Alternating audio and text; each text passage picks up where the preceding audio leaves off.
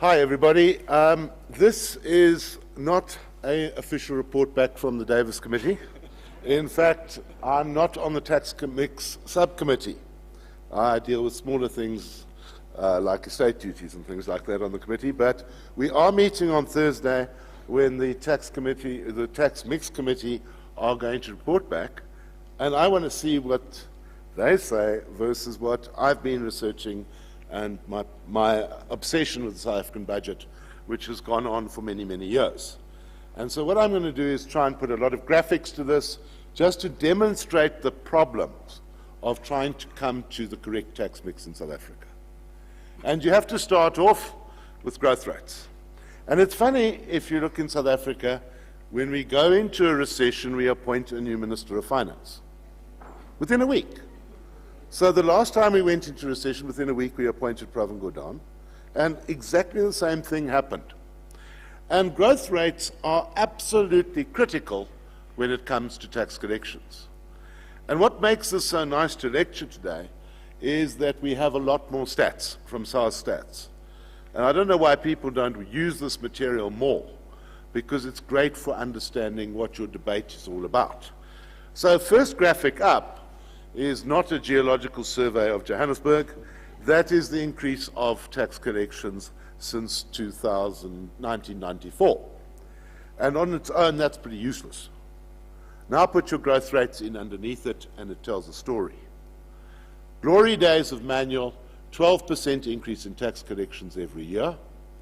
We hit a recession, and we appoint Prof, and we have an 8% increase in taxation in the tax collections in the 5 years thereafter. And an 8% nominal growth in tax collections is just about enough to do some renovations on Nkandla and keep everything else there. And the bottom line is that shows the importance of growth in taxation.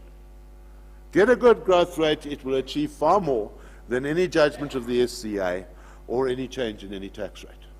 We need growth. And if we now go back and we say, well, what did Katz say about it? He said years ago, our tax is based on, system must be based on efficiency, equity, simplicity, transparency, and certainty. And I reckon he's got it right there. The problem that we've got with the Katz Commission is it didn't go on for long enough. Katz should have been allowed to research further, report back further, but it came to a sudden end. I don't think the spirit of Katz died, because what we see is that that was taken into particularly the personal tax system of South Africa, and a graph that SARS likes to brag about, which shows the decline in the average tax rate of South Africans as we broadened and simplified the tax system. So if you look at the increase in numbers of taxpayers, we're now sitting at 13 million in South Africa. Okay, only 5 million of them are paying tax. But that is a massive extension on the numbers that we had back in 1994. And I think that that is also part of the whole success story. And that's something we mustn't throw away. Keep it simple.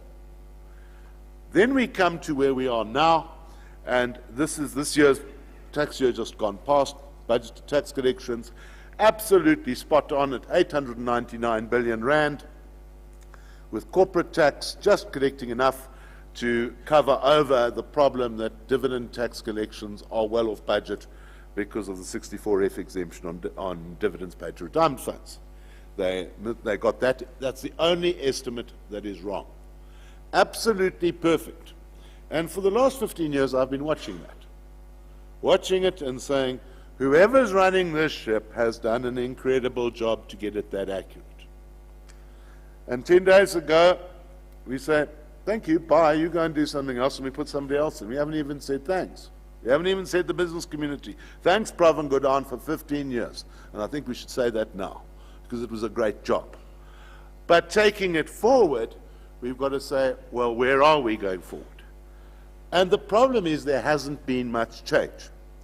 We've become very dependent on 3 taxes.